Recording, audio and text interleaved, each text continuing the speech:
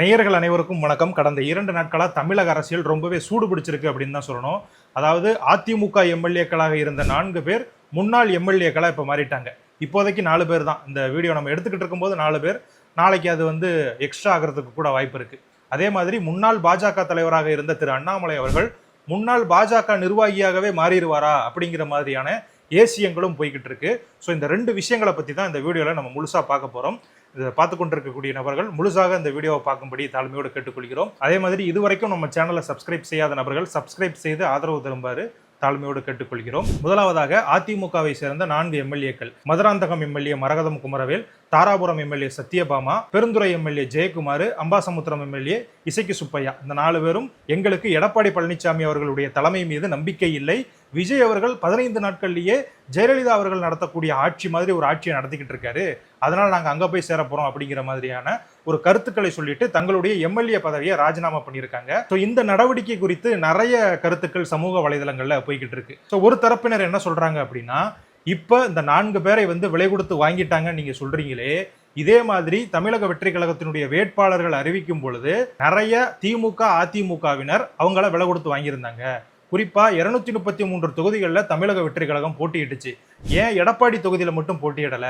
அந்த வேட்பாளருக்கு ஏதோ ஒரு டீலிங் நடந்திருக்குல்ல, அதனாலதானே அவர் போட்டியிட முடியாம போயிருச்சு, நாங்க வேற ஒருத்தருக்கு ஆதரவு கொடுத்தோம் அப்படிங்கிற மாதிரி தமிழக வெற்றி கழகத்தை சேர்ந்தவர்கள் சொல்றாங்க. இன்னொரு தரப்பினர் என்ன சொல்றாங்க அப்படின்னு பாத்தீங்கன்னா, அதுக்கும் இதுக்கும் நிறைய வேறுபாடு இருக்குங்க.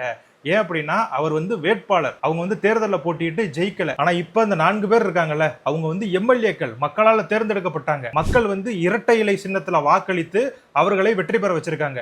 அப்படி இருக்கும் பொழுது ஒரு வேட்பாளருக்கும் ஒரு சட்டமன்ற உறுப்பினருக்கும் நீங்க ஒப்பிட்டு பேச முடியாது, ரெண்டுக்குமே நிறைய டிஃபரன்ஸ் இருக்கு அப்படிங்கிற மாதிரி சொல்றாங்க. அந்த கருத்து முற்றிலும் உண்மை அப்படின்னு தான் சொல்லணும். ஏன் அப்படின்னா, ஒரு அதிமுக எம்எல்ஏ ஜெயிக்கிறார் அப்படின்னா அவருடைய தனிப்பட்ட உழைப்பையும் தவிர்த்து நிறைய ஒன்றிய செயலாளர்கள், நகர செயலாளர்கள், கட்சியில் இருக்கக்கூடிய அடிப்படை உறுப்பினர்கள் எல்லாருமே வேலை பார்த்து தான் அவங்கள எம்எல்ஏவை ஜெயிக்க வச்சிருப்பாங்க. அப்படி உங்க கட்சிக்காரங்க எல்லாருமே சேர்ந்து உங்க வெற்றி பெற வைப்பாங்க, நீங்க உங்களுடைய சுயலாபத்துக்காக வேற ஒரு கட்சியில போய் சேர்ந்துக்கிடுவீங்களா அப்படிங்கிற மாதிரியான ஒரு குற்றச்சாட்டை இந்த 4 எம்எல்ஏக்கள் மேலையும் வச்சுக்கிட்டு இருக்காங்க. சரி, நடந்ததெல்லாம் விடுங்க. இந்த 4 பேர் தாவேக்கால இணைஞ்சிருக்காங்கல்ல, இதனால தாவேக்காக்கு என்ன லாபம் அப்படின்னு நீங்க கேட்டீங்க அப்படின்னா, எம்எல்ஏக்களுடைய எண்ணிக்கை அதிகரிக்கலாம். எப்பயுமே இடைத்தேர்தல் அப்படிங்கும் பொழுது ஆளுங்கட்சியை சேர்ந்தவங்க தான் ஜெயிப்பாங்க.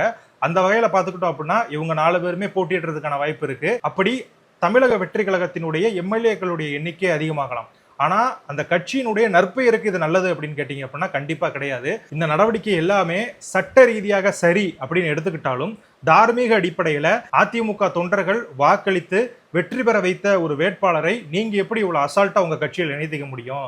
ஒரு வருஷம் கழிச்சு அவங்க ராஜினாமா பண்ணிட்டு உங்க கட்சியில இணைந்திருந்தாங்கன்னா கூட அதுல ஒரு அளவுக்கு நியாயம் இருக்குன்னு சொல்லலாம். ஆனா 20 நாட்கள்ல நீங்க ஆட்சி அமைத்து 20 நாட்கள்ல இப்படி ஒரு நடவடிக்கையில ஈடுபட்டது பல்வேறு தரப்பினர் மத்தியில அதிருப்தியை தான் ஏற்படுத்தி இருக்கு. குறிப்பாக ஒரே கட்டடத்துல தான் இருக்கு இந்த 2 அலுவலகம். கீழே சபாநாயகர் அலுவலகத்துல ராஜினாமா கடிதத்தை கொடுத்துட்டு மாடியில ஆதவர்ஜுனா ரூம்ல போய் அவரை அமைச்சர், அவர் அசம்பிளியில இருக்கும் பொழுது அமைச்சர், அந்த இடத்துல போய் அவரை சந்திக்கிறது அப்படிங்கிறது எந்த விதத்துல நியாயம்? இதுவரைக்கும் இந்த மாதிரி தமிழகத்துல நடந்ததே இல்லையே.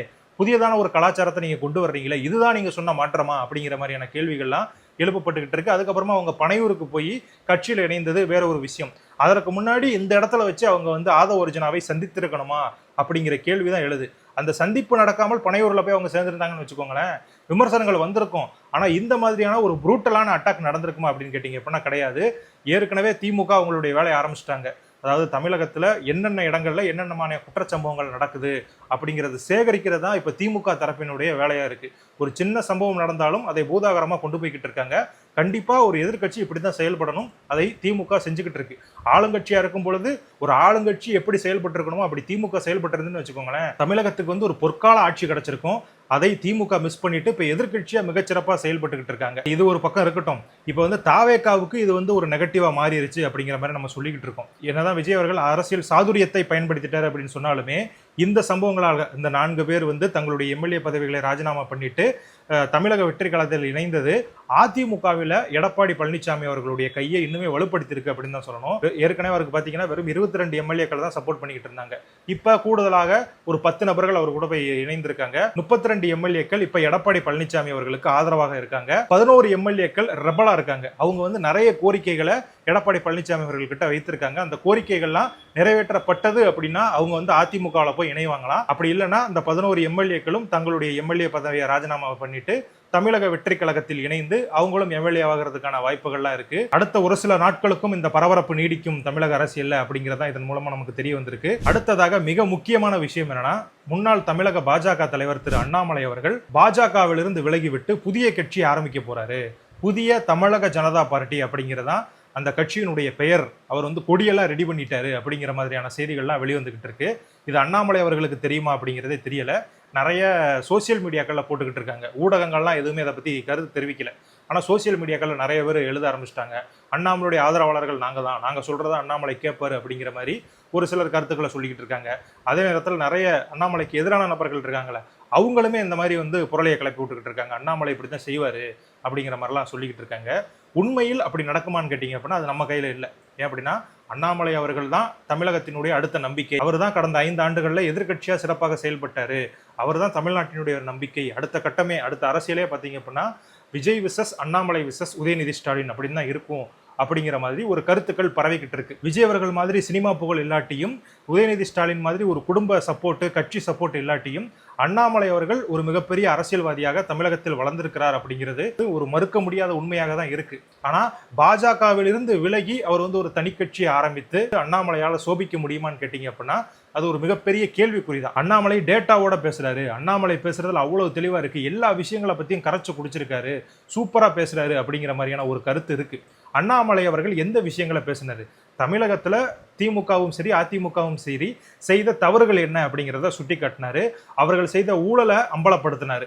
இந்த மாதிரியான விஷயங்கள் ஒரு புறம் இருக்க, பாஜக அரசு, மத்திய பாஜக அரசு தமிழ்நாட்டுக்கும் சரி இந்தியாவில் இருக்கக்கூடிய மற்ற மாநிலங்களுக்கும் சரி எந்த மாதிரியான நல்ல விஷயங்களை பண்ணிக்கிட்டு இருக்கு, முன்னாடி இருந்த அரசாங்கங்கள் செய்ய தவறிய பல விஷயங்களை இப்ப இருக்கக்கூடிய பாஜக அரசு பண்ணிக்கிட்டு இருக்கு. கடந்த 12 ஆண்டுகளா இந்தியாவினுடைய வளர்ச்சிக்கு இந்த பாஜக அரசு எந்த அளவுக்கு முக்கியத்துவம் வாய்ந்தது அப்படிங்கிறதெல்லாம் எடுத்து சொல்லிக்கிட்டு இருந்தாரு. சோ பாஜகவினுடைய நலத்திட்டங்களை எடுத்து பேசிதான் அண்ணாமலை அவர்களே வளர்ந்திருக்காரு. பாஜக வளர்வதற்கு எந்த அளவுக்கு அண்ணாமலை காரணமாக இருந்தாரோ அதே அளவுக்கு அண்ணாமலை அவர்களுடைய வளர்ச்சிக்கும் பாஜகவும் பாஜகவினுடைய தொண்டர்களும் காரணமாக இருந்தாங்க. சோ தமிழகத்துல பாஜக வளர்னாலும் சரி அண்ணாமலை வளர்னாலும் சரி இந்த இரண்டுமே சேர்ந்துதான் வளர முடியும். அண்ணாமலை அப்படிங்கிற ஒரு தலைவர் வளரணும் அப்படின்னா அதுக்கு பாஜக அப்படிங்கிற ஒரு அடித்தளம் இருந்தாதான் அந்த வளர்ச்சி அப்படிங்கிறது சாத்தியமாகும். அதே நேரத்துல பாஜக வளரணும் அப்படின்னா அண்ணாமலை போன்ற ஒரு தலைவர் வேணும். இப்போதைக்கு அந்த மாதிரியான தலைவர் யாரும் இல்லாததுனால அண்ணாமலை தான் அந்த தலைமை பண்பை ஏற்று வளர்த்துட்டு வரணும் அப்படிங்கிறதான் பாஜகவினருடைய எண்ணமாக இருக்கு. இன்னைக்கு அண்ணாமலையுடைய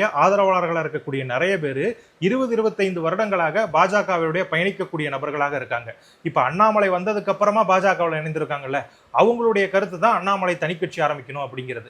ஆனா 20-25 வருடங்களாக பாஜகவில் பயணித்து அந்த வீரியமான செயல்பாட்டால ஈர்க்கப்பட்டவங்களுடைய கருத்து என்னன்னா, அவர் பாஜகவில் தாங்க இருப்பாரு, அவர் தனிக்கட்சியில ஆரம்பிக்க மாட்டாரு. ஒருவேளை அவர் தனிக்கட்சி ஆரம்பிச்சாலும் அவருக்கு எங்களுடைய சப்போர்ட் இருக்காது. பாஜகவிலிருந்து செயல்பட்டதுனாலதான் அண்ணாமலைக்கு எங்களுடைய சப்போர்ட் இருக்கு அப்படிங்கிற மாதிரி நிறைய சொல்லிட்டு இருக்காங்க. சோ பாஜகவிலிருந்து செயல்பட்டதுனாலதான் அண்ணாமலை அப்படிங்கிற தலைவர் இவ்வளவு உயரத்துக்கு போயிருக்காரு அப்படிங்கிறது தான் நிதர்சனமான உண்மை. அதே நேரத்தில் அவர் தனிக்கட்சி ஆரம்பிச்சாரு அப்படின்னா இப்ப இருக்கக்கூடிய செல்வாக்கு அவருக்கு இருக்குமா, இப்ப இருக்கக்கூடிய ஆதரவு அவருக்கு இருக்குமா அப்படின்னு கேட்டீங்க அப்படின்னா கண்டிப்பா இருப்பதற்கான வாய்ப்புகள் இல்லை. சோ கண்டிப்பாக அண்ணாமலை அவர்களுக்கு நம்ம எல்லாரையும் விட அரசியல் நல்லாவே தெரியும். எப்ப எந்த விஷயத்தை பண்ணணும் அப்படிங்கிறது அவருக்கு தெரியும். இதை பார்த்து கொண்டிருக்கக்கூடிய நீங்கள் இந்த மாதிரியான விஷயங்களை பத்தி என்ன நினைக்கிறீங்க? மாற்றத்தை கொண்டு வருவேன் அப்படின்னு சொன்ன தமிழக முதல்வர் திரு ஜோசப் விஜய் அவர்கள் அந்த மாற்றத்தை கொண்டு வந்து விட்டாரா? அண்ணாமலை அவர்கள் தனிக்கட்சி ஆரம்பிப்பாரா? இது பற்றியெல்லாம் உங்களுடைய கருத்துக்கள் என்ன அப்படிங்கிறத கமெண்ட்ல சொல்லுங்க. மறுபடியும் சொல்றேன், நம்ம சேனலை இதுவரைக்கும் சப்ஸ்கிரைப் செய்யாத நபர்கள் சப்ஸ்கிரைப் செய்து ஆதரவு தரும்படி தாழ்மையோடு கேட்டுக்கிறோம். நன்றி.